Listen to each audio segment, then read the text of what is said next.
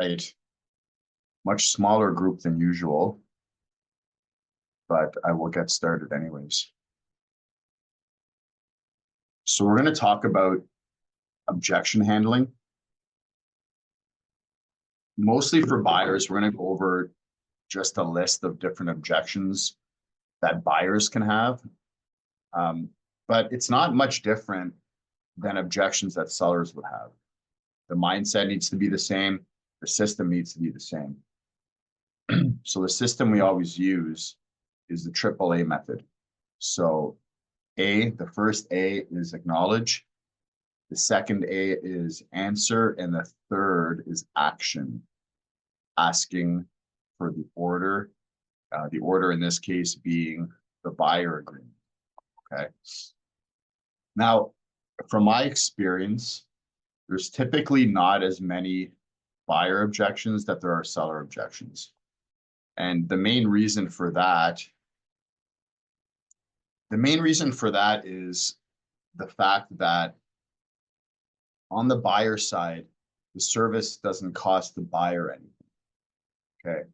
It's paid for by the seller.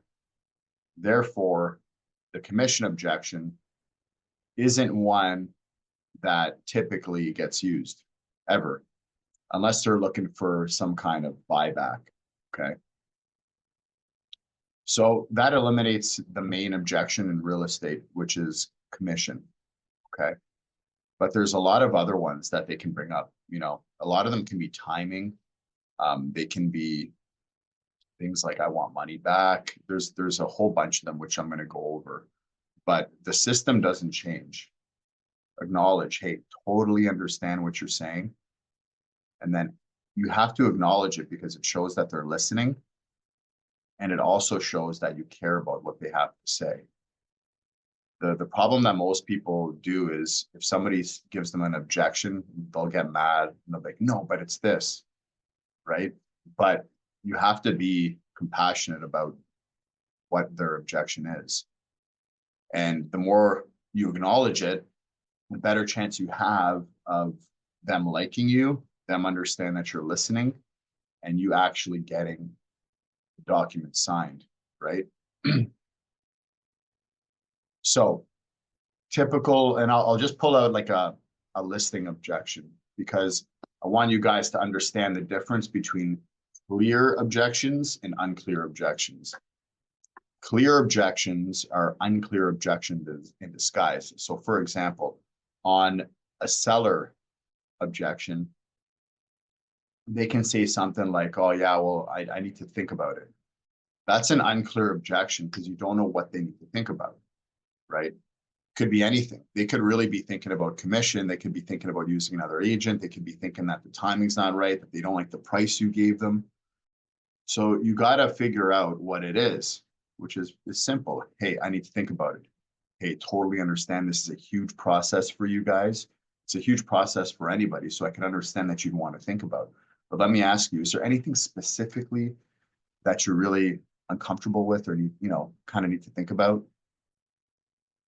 No, it's, I just want to think about it, okay, well, is it the commission? Is it the price? Do you feel comfortable with all that? Actually, yeah, it's the commission. The other agent told me they'll do it for 3%. And you're telling me 5%. At least now you understand that it's not an unclear objection anymore. It's now a clear objection. So you've gotten down to the bottom of it, right? It's like you're funneling out everything to come up to what the real problem is. And then you just handle that objection again the same way. Hey, I totally understand that you think the commission's too high, right? Then you acknowledge that. And then you can go on to handle the seller objection. Sometimes they really don't know what they need to think about. They say, oh, I don't really know what I need to think about. I just want to think about it. In which case you say, totally understand. It's a huge decision. You can tell them what they need to think about. Typically, before anybody makes a decision, they want to know 3 things. 1, are you absolutely sure that you need to make the move? Yeah, I'm definitely sure that you need to make the move.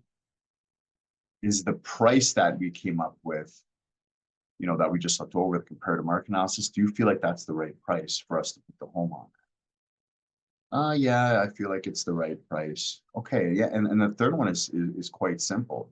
Is do you feel like me and my team are the right people to net you as much money as possible? And then you're putting them on the spot. And then they can either say yes or no. If they say yes, you got a signed agreement. They might say, oh, you know what, we just kind of want to, sleep on it. Me and Martha, for example, let's say it's a guy with his wife, we just want some time alone that we can kind of talk about it. At which case I say, hey, totally understand, this happens all the time. Two people, they always want to get together, talk about it amongst themselves. So what I'll do, and I do this all the time, is I'm going to walk outside for 5 minutes. I'm going to get back to some emails because I have some emails I got to get back to. And I'll let you guys talk it out yourselves. And when I come back, you guys can let me know, if I'm the right person for the job. Does that sound fair enough? Yeah. Leave for 5 minutes, come back, get the agreement signed. It's worked for me like 95% of the time. Now, here's the mindset behind that. Is that anytime you go into a buyer consultation or a listing presentation, the mindset needs to be, you're going to do whatever it takes to get it signed that day. Not a week from now, not 2 weeks from now. Because what happens from a week from now and 2 weeks from now is they may start talking to other agents. They may get other opinions on price, and one agent's going to tell them it's worth $50,000 more than it is, which it's not, but they're doing it just to get the listing.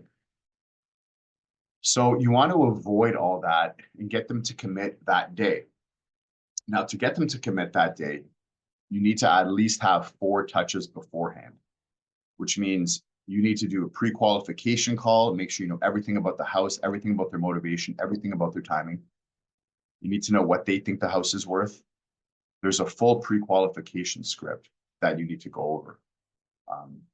I have that. If you guys want it, I can send it over to you. They also need to know about you or your team. So you need to have a listing or buyer booklet that you can send them so they feel more comfortable because they know you're legit. Okay. Right there, that's 2 points of contact. Third point of contact is you call them before the meeting, okay, to confirm the appointment. And the first one is the initial appointment setting. So that's 4 points of contact right there. So then the 5th time when you meet them, they've already gotten touched 4 times. The other part about the mindset is that you need to be 100% confident in yourself. Because sometimes people will be like, hey, I feel like, I don't want to do this under pressure. Like they might think that you're pressuring them. And my response to that is, hey, don't misinterpret my confidence and my ability to sell the house, because I'm sure this is the right move for you. Don't confuse that with pressure. Okay. You might feel pressured because I'm 100% sure I'm the right person for this job. And everybody that's worked with me in the past has always said, hey, Steve, I wish I would have done this sooner. So I'm so confident that this is the right move for you. So don't misinterpret my pressure for my confidence for pressure. So like you want to go into every single presentation, super confident, looking good, dress sharp. You are the right person for the job. And the pressure, there needs to be some level of, like if you go into a listing or a buyer presentation and after you ask them for the signature, it's okay if there's moments of discomfort. It's supposed to get there. Like, I want you to go there. That's what separates a good salesperson from a not so good salesperson. The ability to take it to a level where there's a bit of discomfort. Most 90% of people, as soon as they hear it, let me think about it, they say, okay, I'll get back to you in a week. That's not a good salesperson. You're going to get trampled by good agents. You need to be willing to take it to that level of discomfort. Okay. So the line is, don't confuse my confidence with pressure. I know this is the right move for you, and it's my ethical obligation to do whatever it takes to get you to work with me because I know how happy you're going to be in the end, and I don't want to see you be unhappy using another agent. So don't confuse my confidence with pressure.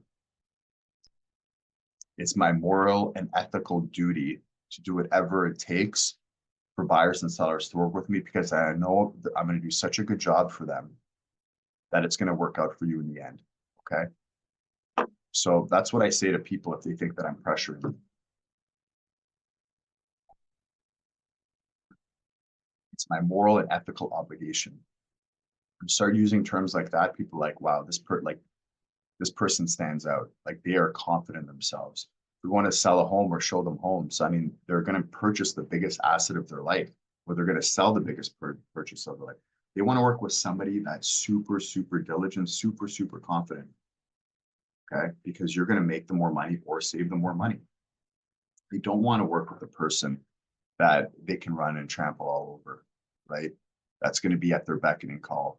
That's going to, just wait around for weeks before they get back to them. They want somebody with some type of assertiveness and some type of a little bit of aggression. Not aggression is the wrong word, assertiveness. So AAA method, acknowledge, answer, action. Okay. I'll throw out a class, and I'll just do one or two seller ones before I move over to the buyer ones, just so you guys understand the process of the AAA method. So, hey, just need your okay right here. We'll get the stagers in. Love to get started. Just need your driver's license. Okay, that's one really good way of asking them to sign is, hey, I just need your driver's license. Once they give you their driver's license, it's over. It's signed. It's done. So instead of you asking them, I need you to sign right here, first ask for their driver's license. Just say, hey, can't wait to get started with you. Just need your driver's license. That's it. They give you the driver's license. You start writing it out. You sign your own signature on the listing or buyer agreement. Then hey, just need your okay here after you've written out all their information. At that point, they're already committed once they've given you the driver's license. Okay, typical seller objection. Hey, just need your driver's license and we can get started. And they say, oh, you know what? We have another agent that we need to interview. They're actually coming over tomorrow. Say, hey, totally understand that you're looking to use another agent. It's obviously a really big decision for you, and this is obviously one of the biggest sales that you're going to do in your life. But here's the reality: every agent has access to the same information that I do. So all these comparables that they're going to be showing you, I'm going to have already sold. I already sent it to you today. I already showed you today because we have access to the same information. So the price that they give you is probably going to be the same price that I give you. However, they're not going to have the same marketing. They're not going to have relocation hours. They're not going to have this. And then you go over you go over your listing presentation again. So what I'll do, and I do this all the time, is I'll give them a call. I'll let them know that you decided to work with me. Again, we do this all the time. This happens. And the reason you're saying I do this all the time is because you want to let them know that this isn't a big deal.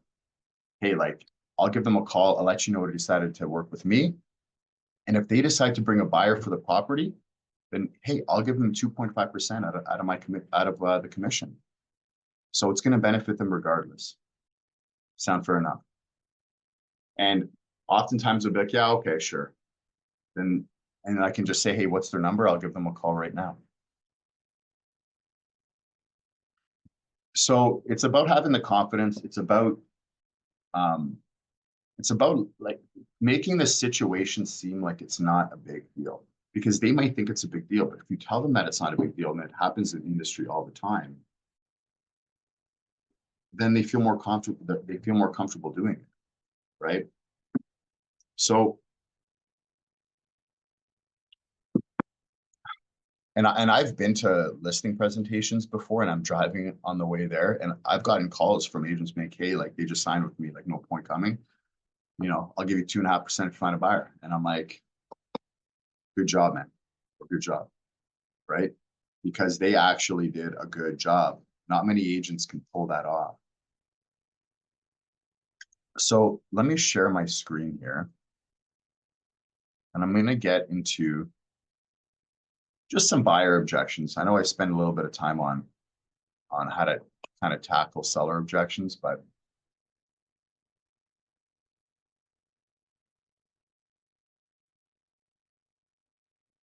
if everyone can see my screen.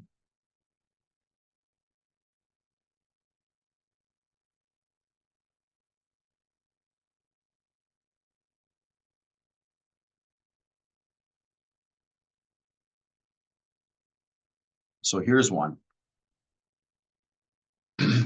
So let's say, for example, you're trying to get them into and my personal belief is that before you even get them to show homes, you do a buyer presentation first and get them to sign before you go and see the properties.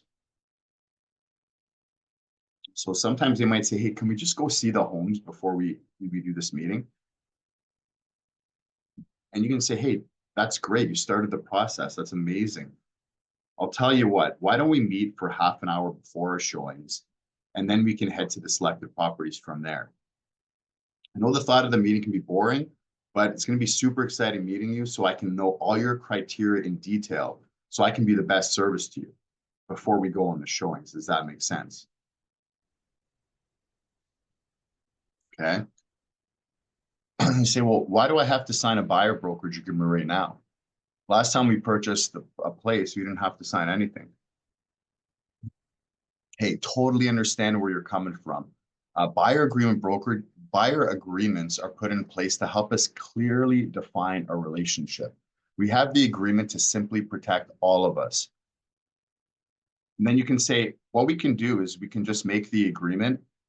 If at any point you need to cancel because you think I'm not the right fit, I'll put a little clause in here saying that you can cancel at any time. Okay. And if we can go a separate ways if it's not the right fit, or we can extend the agreement. You can just make the agreement for 1 month. How does that work for you? So people like a lot of the times, and in this one right here, they use the word contract. Never use the word contract. Use the word agreement instead.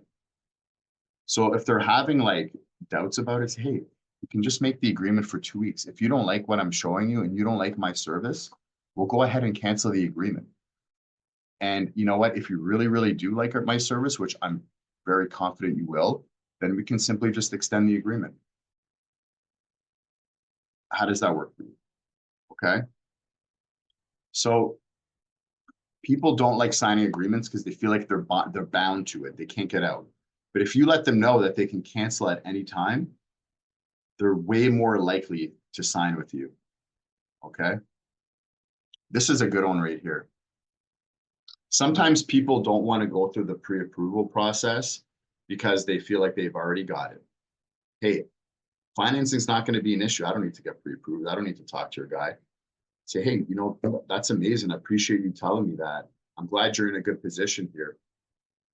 But let me tell you this. One of the main reasons for the pre-approval is just to get a pre-approval out because a lot of sellers might require that when the deal gets done. We can actually use that pre-approval to attach it to the agreement once we do an APS, an agreement of purchase and sale that we send to the seller, and it's actually going to improve your negotiating power, and you'll probably get it even at a better deal. That's why we use it. So let's go ahead and let's get this pre-approval in place. Does that make sense? So, and that brings me to another point. When you're negotiating and when you're trying to get somebody to sign something, okay, you need to let them know what's in it for them. Not what's in it for me, what's in it for them. So they're thinking to themselves, I don't need this. And you're telling them, well, the reason you need it is because you're going to actually save money, right? It's going to improve your negotiating power and you're going to save money on the home. So that's what's in it for you. When you start talking to people like what's in it for them, instead of like me, people will naturally want to work with you and naturally be attracted to you.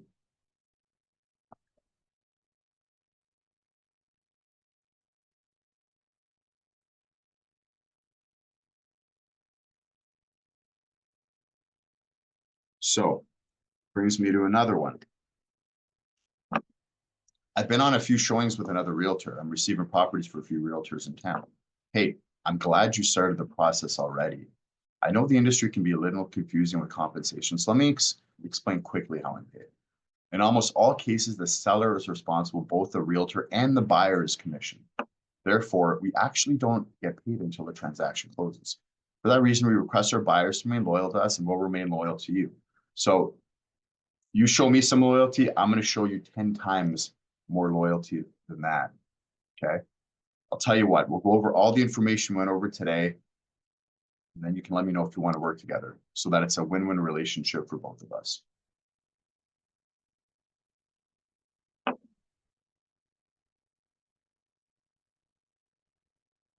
I've been through a few new show homes recently.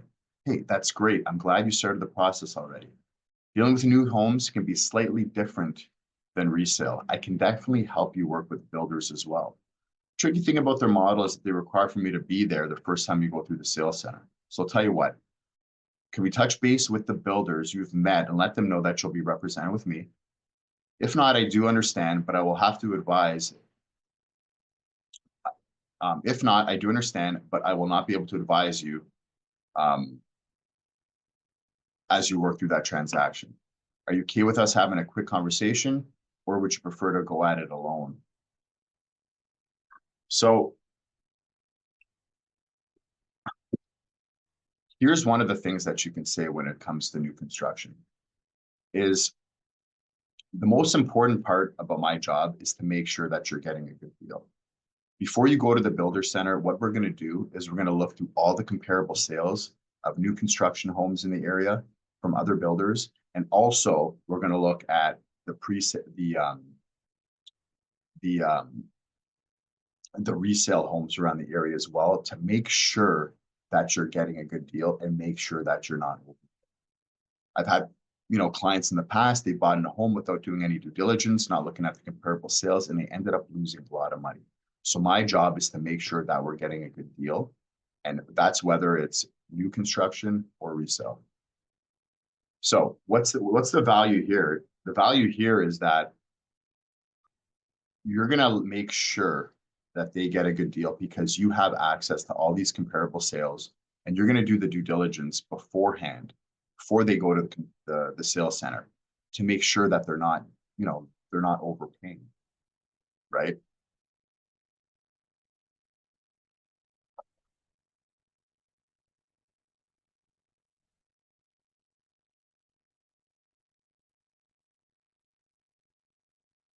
Here's a good one. I don't care if they're offended. I'm just going to submit the lowest price. This one's, I see it all the time. So for sure, you should be focused on getting the best price. Offending the seller is no problem at all. But one just might be prepared to lose the property or end up paying more than you have originally. Let me explain. Offending a seller can cause them to not respond at all. If you start coming up on your price until you receive a response, it weakens your negotiating power. As they begin to see your interest, they will hold out and you will likely pay more than the property than you would have originally had. It's not a standard back and forth on price negotiations of terms, conditions, the market, and motivation. They all play into the final price. In these cases, we usually recommend coming in on the lower side, but still be at a reasonable price. This will always result in the best price for you. Does this make sense? So some people, they just want a low ball. You need to let them know that, hey, if we offend the seller and then we keep coming up and up, you're actually going to lose money in the end. We need to put in a price that's reasonable, that shows that we're willing to play ball, That's not too low and not too high. But if we come in and completely lowball them, we're going to offend them, and we're going to end up getting it at a lower price, or they might not even respond at all, which is even worse. So let's go ahead and put in a reasonable price. It's going to increase our negotiating power, and we're actually going to save you money in the long term from that.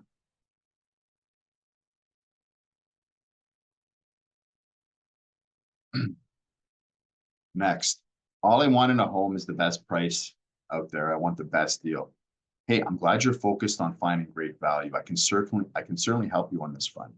There's two ways to get a great deal on a property. One, you know the market very, very well and jump on the one that comes as soon as possible to avoid anyone else getting it. Or two, you focus on properties that have high days on market that no other buyers wanted. Call them reject properties. Now, there is no right or wrong here, but is there one of these two approaches that jumps out at you the most? So you let them know, like, there's two ways to go about it. First one, the second one, which one sticks out at you the most? Okay, well, we want to find properties that are distressed, and then you get to know kind of what they're looking for more. Here's a good one. I'm going to put a bit of a spin on it. I'm not ready to buy for another 6 months. So no need for us to sit down. Okay. Now these ones are my favorite because they're not going to talk to other realtors if they're 6 months out. So if you're 6 months out, I would still recommend starting to get a handle on the market. Most buyers we have find a ton of value in receiving properties that are coming on the market, even when they are 6+ months out. And what I say is, what we can do is we can get a better grasp on the market so that we can navigate those waters together. And then you can really understand the market before you even go out and put an offer on a house. It's going to improve our negotiating power, and you're going to get a better handle on the market. So, a lot of the people that I talk to, they are 6 months out, but they like to sit down with me so they can really navigate the market with me and find out really, what the good deals are or what the bad deals are. So let's go ahead, set up a search for you, and we can just start seeing the property sooner rather than later so we can really get a good handle on the market.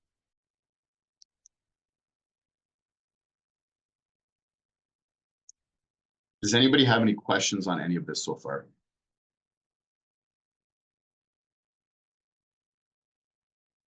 No?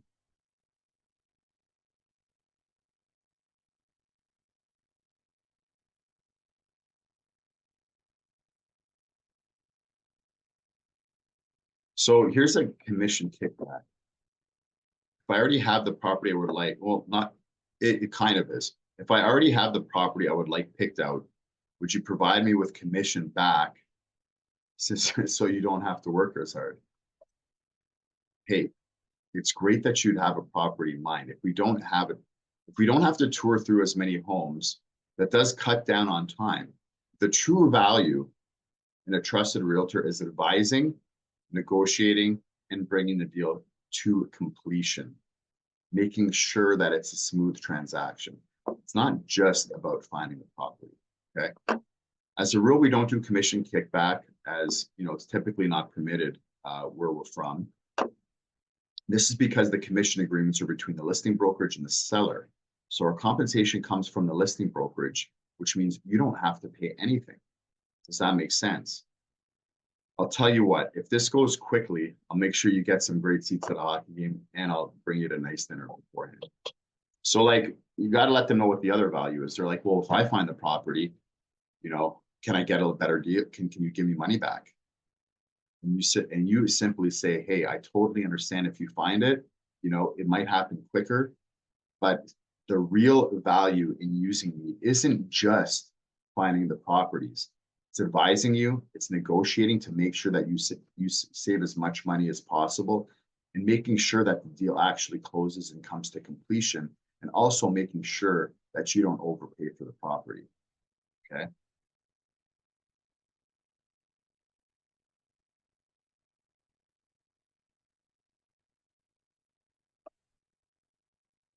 We aren't in any rush. We will just wait for the right property to come up. Hey, that's great that you're not in a rush. This actually puts you in a better position when it comes down to negotiation. In moving through the process, we find buyers that are in one of four stages: curiosity, interest, desire, and commitment. For the curiosity and interest stage, buyers are very focused online and on eliminating properties. Once they move to desire, we have to be out looking at properties. Where would you put yourself in these four stages? And then based on which one they're in, if they're like, yeah, we have some desire, great, then let's start looking at properties.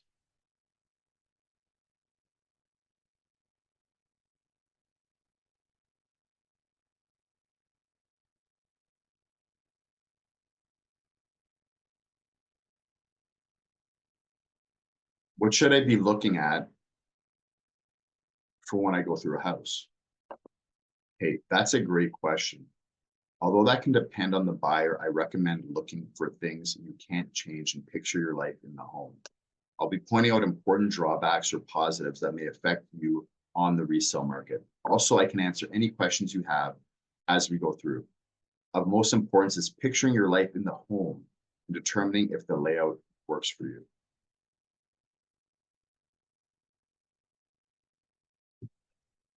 This one I love. People get scared when they're asked, like, how many years have you been in the business? So like if you're a newer agent, people will be like, yeah, I got in the business 2 weeks ago. That's not what you say. Okay. What you say is, let's say you rented a property, or let's say you bought a property like 5 years ago. Okay. Even though you've only been an agent for 2 weeks, you say, hey, I've been in the real estate business for 5 years. Or let's say you're new and your team's been in the business for 12 years. Hey, we've been in the business for 12 years. Okay. So it's not usually when people ask these kind of questions, they're not really like vetting you. They're kind of just, people get scared when they get asked this question. But if you're a newer agent, really, they're just asking you this because it's a typical question that people ask in small talk. It's like, oh, like, I'm working at a grocery store. Oh, how long you been working there for?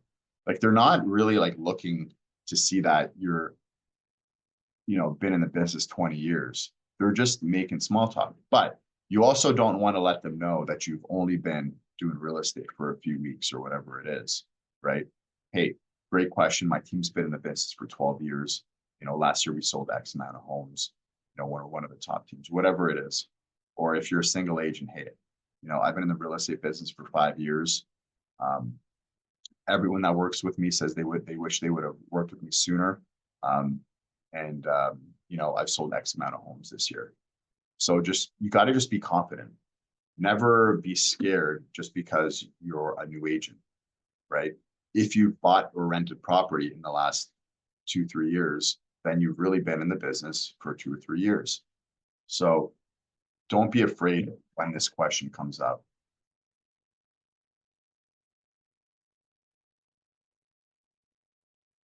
Let's say on the seller side, that price is too low. Hey, I understand and I can appreciate you were expecting more. The market, though, ultimately determines the value of a property. So we have to stay ahead of the market. Okay. We can try at a higher price as long as you're ready to move the price if we don't see enough activity. If you're confident and you're okay lowering the price after 2 weeks to my price, once yours, if we don't have any offers, then we'll be okay and we can move forward. But you need to let them know, like, this is a super, super common one when people just want to list their house higher than it is. And I always like to use the analogy of a magnet and the market value. And I say, let's say this is the market value. And let's say under here we have thousands of buyers, okay? And let's say that we have a magnet right above it. If we're too far off of the market value, we're not going to attract the buyers anymore, and it's going to sell at a lower price. But if we're close to market value, then we're going to push all the buyers up, and we're going to attract the most amount of my buyers, create the most amount of demand, and ultimately get it sold at a higher price. So by pricing it too high, we're going to lower the demand, and we're actually going to sell at a lower price. So my recommendation is that we keep it at our level, because the last thing we want to do is create what we call a stale listing. After 2 weeks, if we don't have offers, the first 2 to 3 weeks are when the majority of the activity happens. So if we miss the mark those first 2 to 3 weeks, the house is actually going to sell at a lower price. So let's go ahead and put it at the right price at the very beginning. And they might say, oh, you know what? Can we just try it at this higher price? You can say, hey, here's what I'll do, and I've done it before, is we can put the price where you think it should be.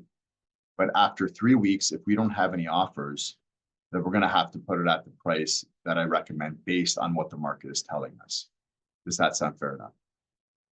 And then you sign it at whatever price you have, and then you have an automatic amendment that you bring with you, and you sign that amendment at the same time that you sign the listing. Get that amendment signed. Have an amendment with you at all times with your listing agreement. I used to do that all the time. Price it too high, have the amendment after 3 weeks where it goes to the price that you recommend after. But it happens automatically. At that point, you don't even have to do the price reduction call, which is a whole other subject. So sign the amendment the day that you're there.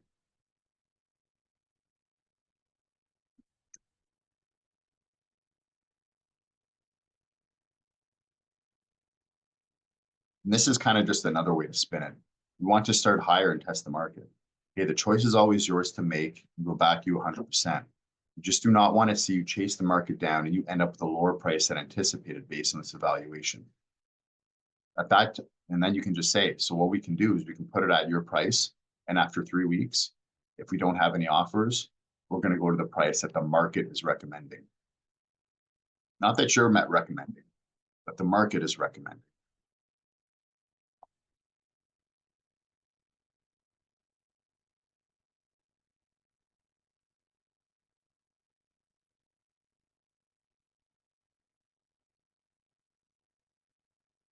If you represent the buyer as well,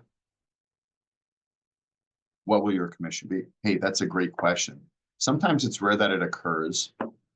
As most buyers, they want their own representation since my duties are fully to you.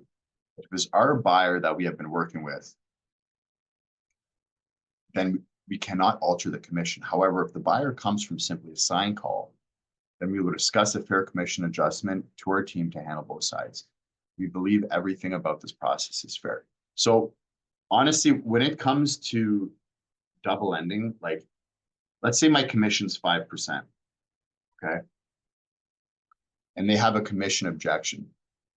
I use the double end to actually get it signed at 5%. So I'll say, hey, my fee's 5%, but here's what I'll do for you, okay? If I find the buyer myself, what I'll do is I'll bring the commission down from 5% to 4%. And the last thing that they hear is 4%, okay? If I find the buyer myself, not my team, if I find the buyer myself, and of course I'm going to be trying to do that because I end up making more money and you end up saving more money. So it actually works better for the both of us. So let's go ahead. If I do it myself, then we'll do it at 4%. And the last thing they hear is 4%. But really it's at 5%. But the last thing they heard was 4%. So in their mind, they're like, okay, I'm getting a deal out of this, right? People always want some kind of deal. And you're offering them, and everyone wants an offer and a deal. And you're offering them both at this point. So when they sign, you're thinking 4% if I find the buyer. But really it's at 5%. However, if you find the buyer, it's at 4%.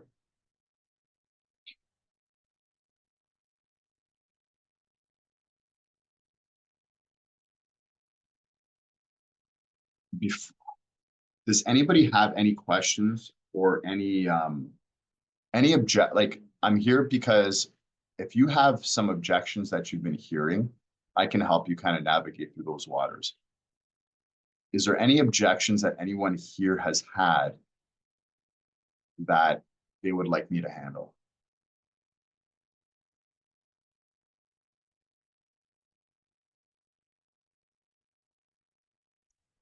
Monique, how about you? Well, out here we have assist to sell at 3.75 and Jamie Cameron at 2.75. Well, it's 3.25 or something. And then if he sells it, he goes down to 2 point something. So what's the difference? Like, you're charging me 5%. So what do you do that's so different than them? Hey, totally understand that someone else would, do it at 3.5%. And, there are a lot of discount brokerages out there that do offer that. They typically, they bang a sign on the front lawn, they put on MLS and they kind of just wait for something to happen. Typically what happens in that regard is you just end up netting less money. Based on our team here at Metro City, we're netting people 2 to 3% more money on average. And the reason for that is the marketing that we do. So for example, and Monique, the listing presentation, relocation networks, buyback guarantees, all of these are expensive and they're put in place to net you more money by creating more demand. The more demand we have, the higher of a price it's going to sell at. That's why on average, we're netting 2 to 3% more money. So that, that 1.5% that you think you're saving with that other agent is actually negligible, because I'm going to do a better job with the negotiation. We have more marketing to bring higher end buyers, people from out of town, people from Vancouver, Toronto that are, they're selling their home for 2 million. They're coming back. They're buying the same one for 1 million. So they have more money to spend. So these are some of the people we have access to that other agents aren't on the marks of reaching. And that's why we're netting so much more money. Again, most agents that are offering that kind of commission, they're either part-time agents or they're agents that aren't proactive with the approach that they're using. They're reactive. So again, they put a sign on the lawn, they put on MLS, they wait for something to happen. And, that's being reactive. We're being proactive. We have a team, we're calling 50 to 100 buyers a day, trying to set up the buyers and the sellers, relocation networks, buyback guarantees, all these types of things. We're netting 2 to 3% more money. So again, you think you're saving money with that other person, but really in the long run, you're going to be losing. So let's go ahead and get this agreement signed. So it really comes down to like the confidence and showing them that by creating more demand, you're going to net them more money. And a lot of the times it just kind of gets them over that hump of, they're doing the math in their head at 1.5, but it's like, well, you're saving 1.5 at the 3.5% or whatever the number is. But really, if we're netting you 2 to 3% more money based on our marketing initiatives, you're actually going to make more money listing it with me.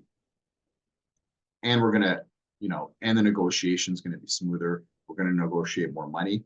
And as much as I'm fighting for my commission rate now, is the same level of fight that I'm going to have when we're at the negotiation table.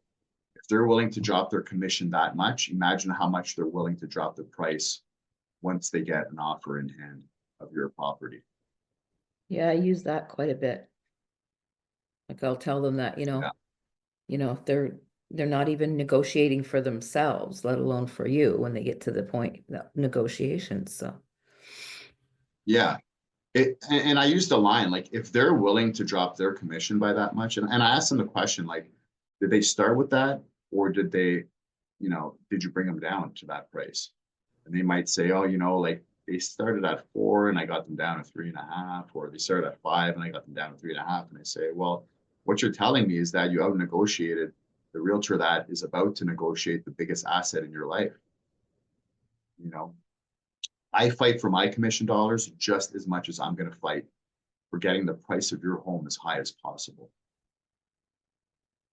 And then the other option, the other thing they might say is, oh, they just started at 2.5%. You say, hey, there's a lot of discount brokerages out there. And the reason they're discount brokerages It's because again, they're just reactive. All they're doing is putting a sign on the front lawn and waiting for something to happen. Okay. That's not what we're doing. And if your listing presentation is strong enough, you have the value at every single step. And that's why it's important that you have to do the listing presentation. Because if you don't do the listing presentation and show your value, then you're just like the discount brokerage. You're no different than them. So you have to be able to articulate value. You have to stay firm on your price, and you have to show confidence.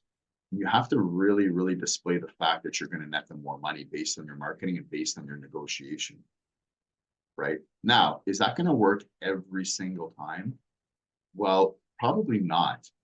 But the more listing presentations you go on, the more value you can articulate. It's going to help your numbers, right? It's going to help your it's going to, like, if you go on 20 listing appointments and you don't do a good listing presentation on any of them, you might get 2 out of the 20. But if you have a strong listing presentation, out of the 20, you might get 12.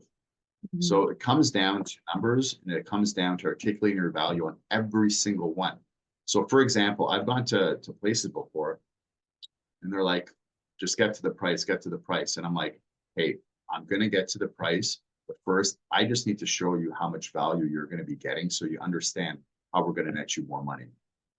Because if you don't show them and they take control, then they're thinking about is commission. But you need to get their mind off of the commission onto the value, onto how you're going to create more demand.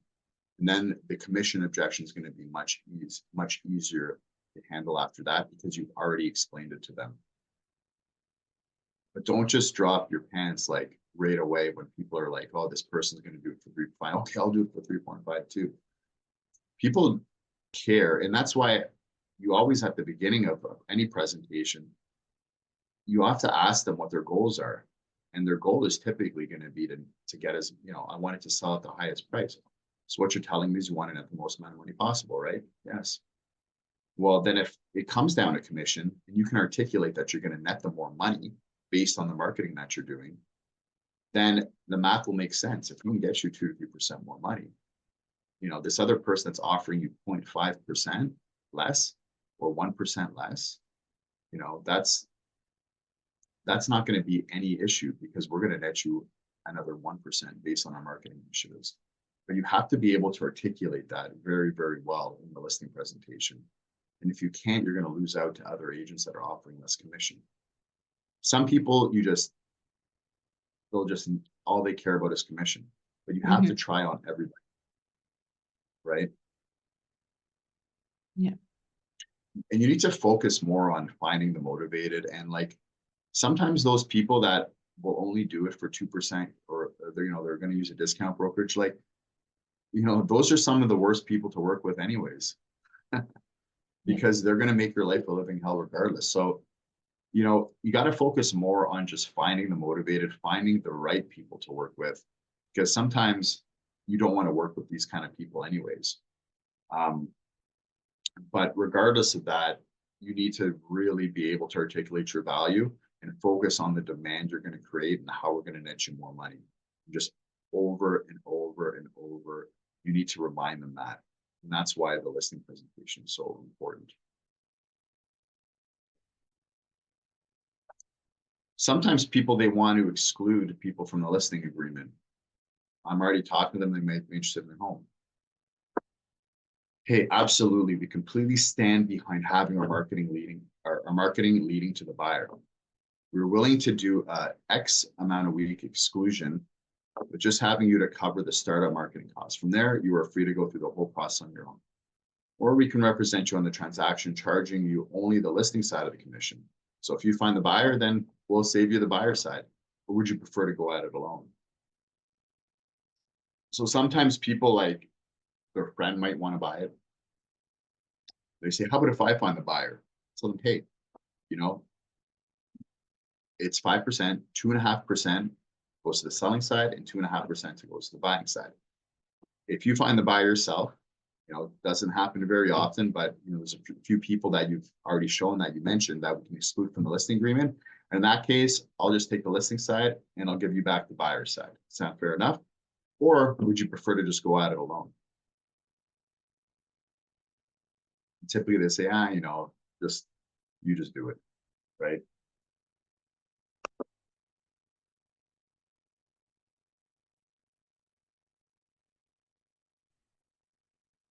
I'll tell you what, I'll pay you the full amount if you get my asking price, but your commission will go down with my return going down. Hey, I like that you're a tough negotiator. You should actually get into real estate. Create a bit of humor. Tricky thing is here, the hard cost to get your listing in front of the most people will not change. By removing any further investment is food off the table. Actually, commissions are a percentage of the sale price. So as your accepted amount goes down, so do the commissions. That strategy is already built in. You say, hey, you know what? I'm trying to get you the maximum amount of value here, because if I get you the maximum amount of value, you're happy and I'm happy because I make more money. The lower it goes, I'm going to make less commission on that as well. So that strategy is already built in.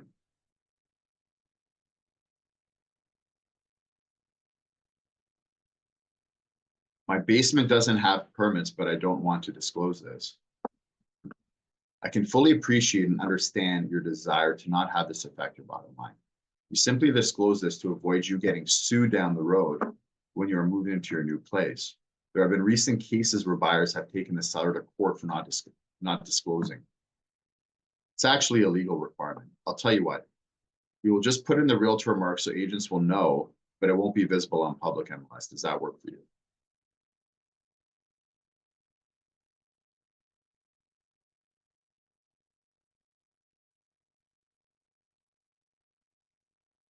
That number is way too low. I'm not going to counter. Sorry, Steve. The last one you just spoke about, if we offered them an SPIS at that time, does that take the onus off us? Yes. Okay. Yes, it does. That number is way too low. I'm not going to counter. I hear this one all the time. Oh, they get offended, right? Hey, I agree it's low, and we can definitely have them get up closer to us through negotiation. Hey, it's not uncommon for buyers to come in at a lower price. The tricky thing is if we don't counter, we might be missing out on opportunity here. I've seen these situations before, and it's worked many times in the seller's favor. We can just have them work something out, or sorry, favor, we can just have to give them something to work with. How about a conservative counter to see what we can get in terms of movement out of them? So I just say, hey, you know what? Most offers, this happens all the time. They always come in low, but we're going to work as hard as possible to bring that number up. Oftentimes, and I've seen it all the time, they'll start low, and then next thing you know, they'll come up $20,000, $30,000 on their second offer. You have to put yourself in their shoes. If you were putting an offer on a house, you probably want to start lower as well, wouldn't you? Yeah, I guess. Okay, so let's go ahead and counter that offer. And I'm going to do my best job to bring them as high as possible. And at that point, we can make a decision after that if that works for you or not. Sound fair enough? Yeah.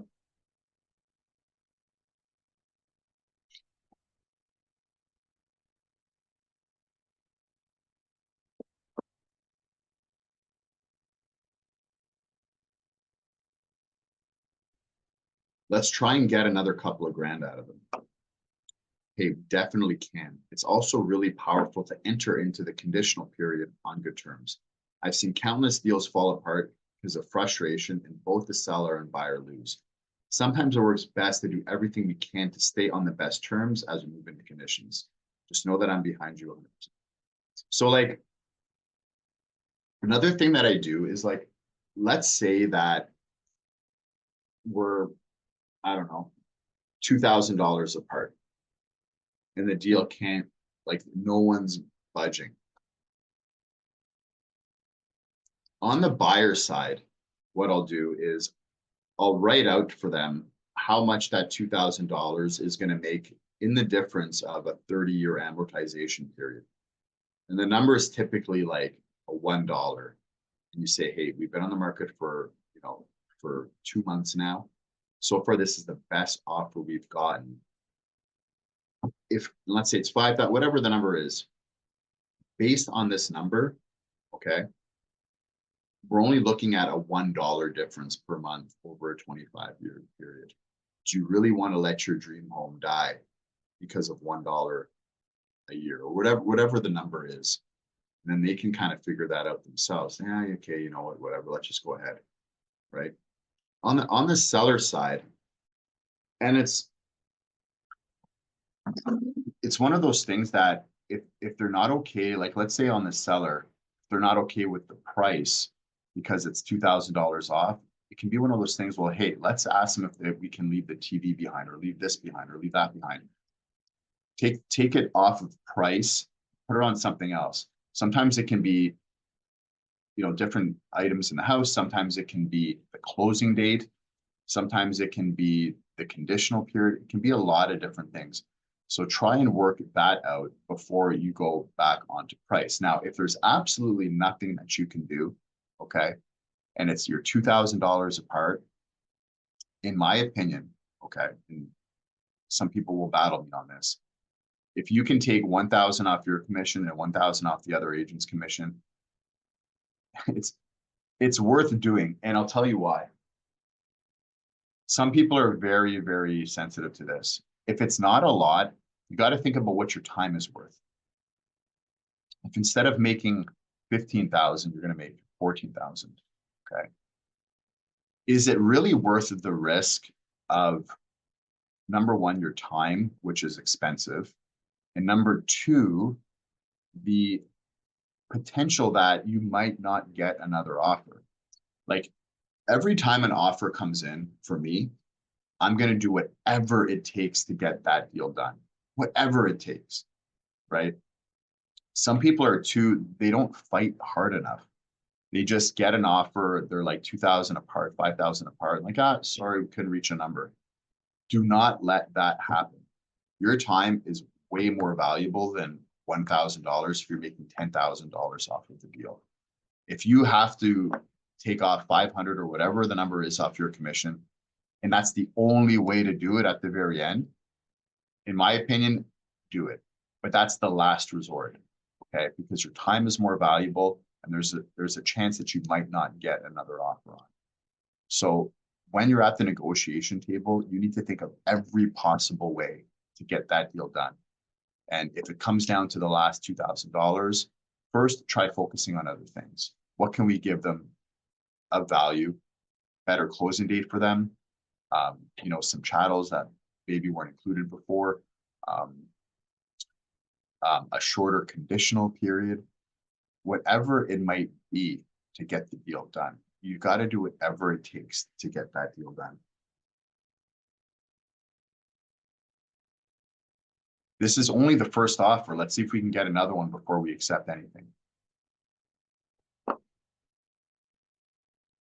This is important.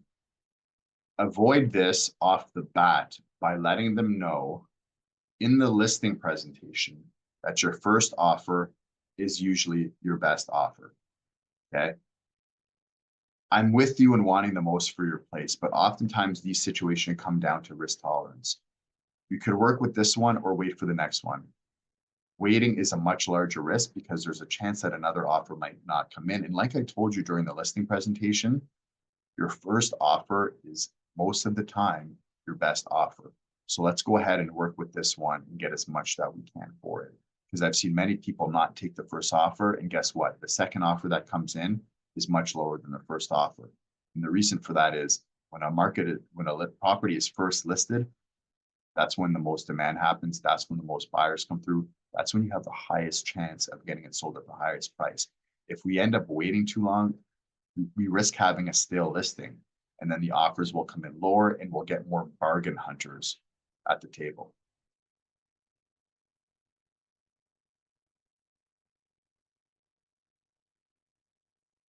And that's it. Don't have a lot. Usually I have 30 people on this, but I guess I didn't promote this one as much as I usually do. But does anybody have any other objections before I come off? That maybe I could help them handle?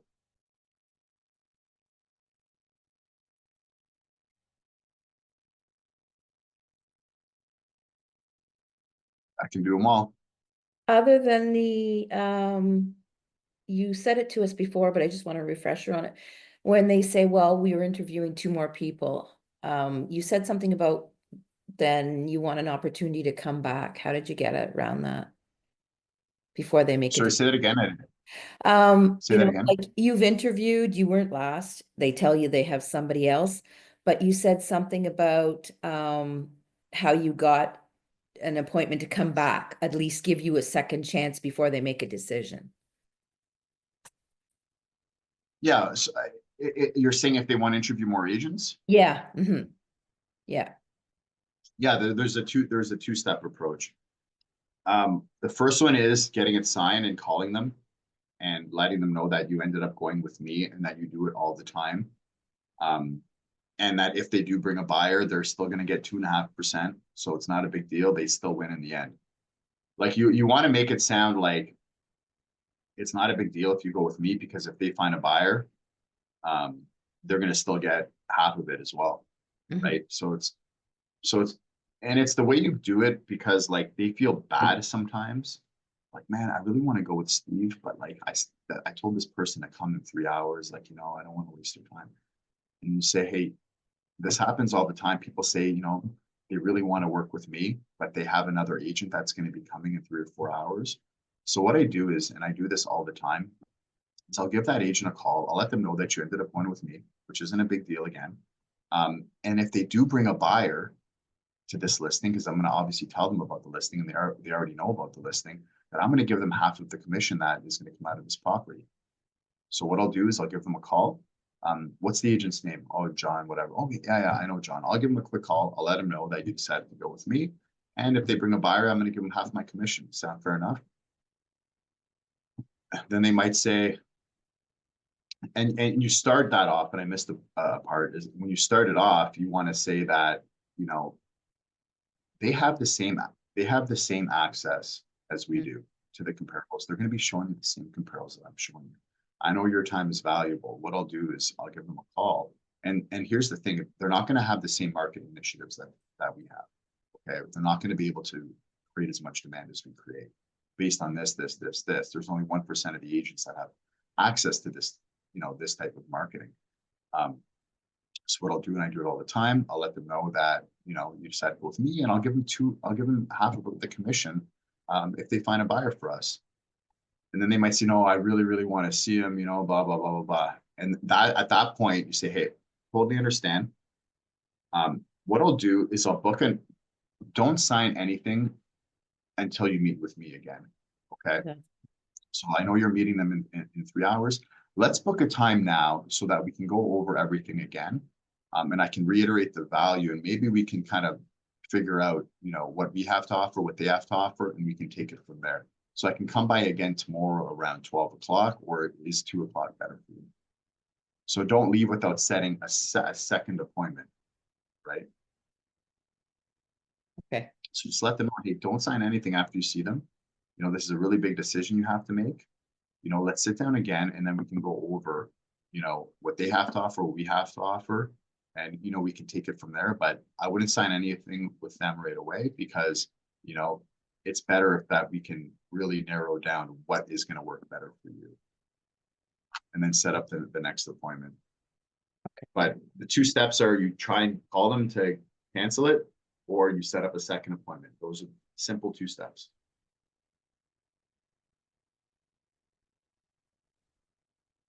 Um, typically I find it's always when you're doing a listing presentation, you're going up against someone else. There's two different schools of thought. One is it better to go before them or go after them? And, you know, typically going at the end is usually better, because there's a very good chance they're not going to sign unless that agent's really, really damn good. But there's really not that many good agents. There's some good agents, but most are not. Um, Maybe 10% of agents are really good agents. So you have a 10% chance maybe of them signing it before you get there. But if you can do it at the end, after they've done it, you can sign them that day for sure. However, in my opinion, I like to go first because this objection of me calling the agent has worked very well for me in the past. It's worked very well. Because also you got to think to yourself, like, if people are blown away by you, sometimes they just like they don't even want to meet somebody else. They're just doing it because like out of goodwill. But if you let them know in a goodwill manner that, hey, I'll just give them a call, let you know when you want with me, I'll give them 0.5%. I'll give them half the commission if they find the buyer. We can just get this done right now. A lot of people, they love that. They're like, okay, now I don't have to meet with another person and waste another 2 hours. Right. So like it really depends on their personality. Like a C personality, for example, will definitely want to talk to more than one person. But if you've got a high D, that high D just wants to get it done. They're like, man, get to the point. Okay, you're freaking good. I love it. Let's get it done. Those are the types of people that you really just kind of just let them know, hey man, just let's get this done now. I'll call the other guy. I'll let them know that you decided to go with me. I'll give them half the commission if they bring a buyer. Do it all the time. Yeah, sure, let's do it. Boom. That's a high D. C, they're like, oh, they want to talk to they want to get stats from everybody. They want to get, and even with an I will they just like talking to people. So sometimes they want to meet more people, but this works really well for a high D. Really, really well. The C, you're gonna have a bit of a harder time. The C typically, and this is where like strategy comes into place. If you're on the phone with somebody and they're a high C, you typically want to go in at the end after they've met the first person. Because then they have C's need data. They need to like see what everyone has to say and then they make their decision. D's just want to get it done. So for the D, if you're talking to, and you can usually tell when you're on the phone with somebody if they're a D or a C, right? The D, get in first. The C, get in last. Does that make sense? Yeah, the C, you have to take a lot of stats with you too. Take a lot of paperwork with you. The D is going to look at you and go, oh my God. Yeah, look at all the paper he has. Oh, he doesn't have time for that. Yeah. So that's it, Monique. How's things going? How's the last 2 weeks been? Have you added a bunch of people to do you have new clients that you're working with? Yeah, I have. So I've got some new buyers showing Nice. property on the weekend. Hopefully this weather doesn't, or we'll have to reschedule. Eesh. It's And supposed to snow this weekend? they're calling for an ice storm. They're telling people get generators, No. gas. Yeah, there's a bad ice storm Oh my coming. God. It started last night. My son said one of his friends up near Toronto said it was starting last night up there. So, yeah, You just can't get a break, eh? yeah. So, yeah, Oh well. Once I think it's going to be a good spring. yeah. Um, they're lower than they were. I think it's going to be a pretty good spring. We're seeing a lot of listings coming up. Yeah. Yeah, Yeah, definitely months of inventory. Like I just checked, it's like 4.8 now. yeah. It's I becoming, remember COVID, it was less than one. And then like a few years ago, it was like, you know, a year ago it was three. yeah. Now it's like we're like in a neutral market right now. But Balanced. it looks like it's leaning to a buyer's market. Well, if it continues at this pace, that's Yeah, might head there. yeah. So that's what, But and that's the Canadian real estate cycle. It's typically 5 years. So you'll have like 5 years of the sellers and then balanced and then buyers for, you know what I mean? mhm. Um, the data suggests that real estate cycles happen in intervals of on average 5 years. Yeah, the buyers, just, and the buyers are looking at the price tags yet. They feel that some are saying, I'm finding with buyers, we're getting well, I know the interest rates are coming down, but I think the house is going to crash. I think the prices are going to come down. We might wait. So that's another thing that I've been hearing. We've been Yeah. looking, especially with the open houses, the people coming through going, oh, do you find this house not priced a little high? But yeah. Yeah. So, Yeah, I think sellers are still trying to get high values, but I think based on the interest rate decreases, it's gonna balance itself out. yeah. All right, well, I'll let you go. All Just right. keep trying, keep making calls. You know, you Yeah. have solicit just sold on, you got open houses. You know, yeah, for rent. There's so many different people, and you just got to keep adding to your you know, all the prospects. If you have a few new buyers, that's great. But imagine if you had an extra 10, Yeah. how your spring would. So right now is the time you got to push because we're heading into the spring. It's going to get busy. Um, but you want to have good inventory uh, before the weather starts getting good. So like time to push is right now. Yeah. Yeah. I'm making my calls and, as you said, trying to add people into the database as much as possible. I had that database Yeah. conversation. So, Yeah. yeah. Okay, Okay. Monique, see you soon. Yeah. Thanks, Steve. Bye. Bye.